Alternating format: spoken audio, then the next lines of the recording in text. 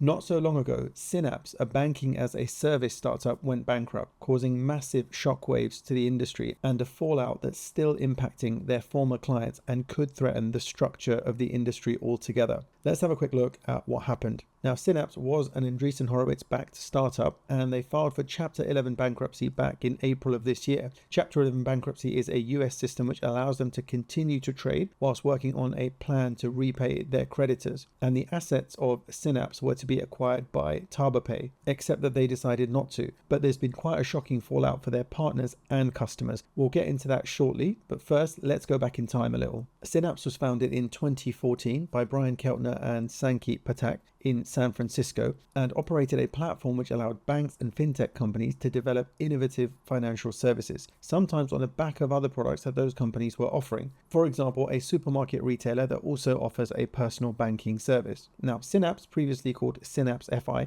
raised $33 million from Andreessen Horowitz to build what they called the AWS of banking. In total, they raised $50 million. TarbaPay, the company that was going to acquire the assets of Synapse, was founded in 2017. A company based in Mountain View in California, is an instant money movement platform. And when the acquisition was discussed, TarbaPay mentioned that Synapse was in Deloitte's Fast 500 with a 650% growth over a 5-year period. However, more recently, there had been multiple rounds of layoffs in a year due to slow growth and an 18% drop in staff, followed by a further 14% drop in staff, affecting around 86 people. This was followed by the bankruptcy and a massive record-keeping scandal. And now, of course, TarbaPay are not acquiring their assets. But since then, things have worsened. They're now being urged to liquidate the business entirely under what is called Chapter 7. Now, end customers and even other fintechs like Juno and Yotta are also negatively impacted, which in turn means their customers are impacted. So what was the cause of the issues at Synapse? Well, they blamed what they called the current macroeconomic conditions. However, there were other issues afoot. So let's have a look at some of the issues with their relationship with Evolve. So Synapse acted as intermediaries between Evolve Bank and Trust and Mercury, but these two both decided to cut out Synapse and decided to work directly with each other.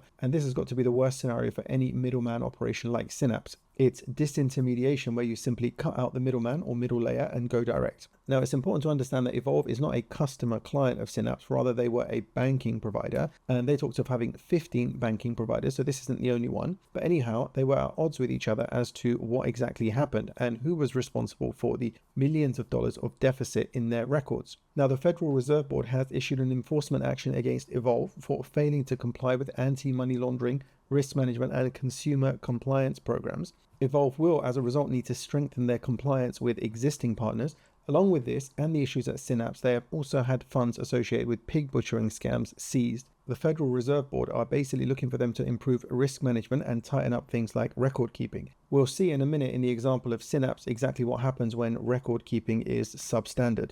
Now, this is interesting because this impacts regulation, and more regulation would probably impact their ability to rapidly innovate in this space and will be pretty unpopular, even if in the long run it would likely make the industry more robust. So before we dive into the missing money, let's take a quick back step and have a look at what banking as a service is. Banking as a service, or BaaS, is a business model where traditional banking providers would open up their products and services, and this would include API integration, so banks expose their financial products and services via APIs, allowing third-party developers to integrate banking features into their own applications. It would empower fintechs to use these APIs and build innovative financial solutions. They can offer digital wallets, online lending, investment platforms, and that kind of thing. And it also enables companies to provide various financial services such as payments, deposits, loans, without needing to obtain a banking license themselves. And this significantly lowers the barriers to entry for new financial service providers. So who are the major players in this space? So you have Solaris Bank, who offer a wide array of services via their APIs. You have BBVA Open Platform.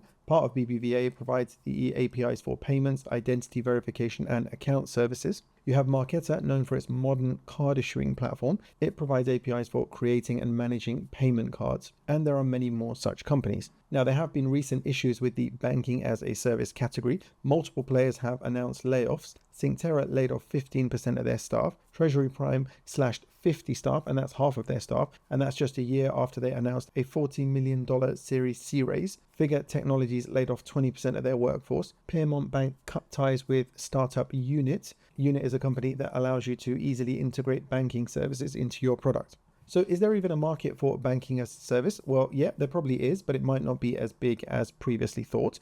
So going back to Synapse, what actually happened? Well, we have a statement from Evolve explaining their work in progress cleaning up this mess. And in this statement, they basically say that they hold some funds, but the ledgers provided by Synapse show changes in fund balances with no associated movement of funds. Essentially incomplete records. They're now trying to work through these irregularities to facilitate the distribution of funds back to customers and are asking for patience.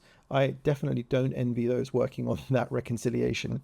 Now, this article mentions that there is 85 million US dollars unaccounted for in the Synapse accounts. Now, the partner banks, of which Evolve is one, hold 160 million US dollars in customer funds, but crucially, customers are owed 265 million US dollars, which is where the 85 million deficit comes in. It seems part of the problem is that Synapse were processing transactions for some customers from multiple banking vendors, making it now hard to track who owes what. The Synapse records are supposedly very difficult to interpret, and with all the staff terminated, there is a lack of people who could help decipher them. So the saga continues. Now, perhaps most shockingly of all, the Synapse CEO Sankit Patak has raised 10 million US dollars to start another startup. You really couldn't make this up. But this time, thankfully, it's not banking, it is robotics. So definitely watch this space, but it's not a pretty picture for customers and clients who've been affected.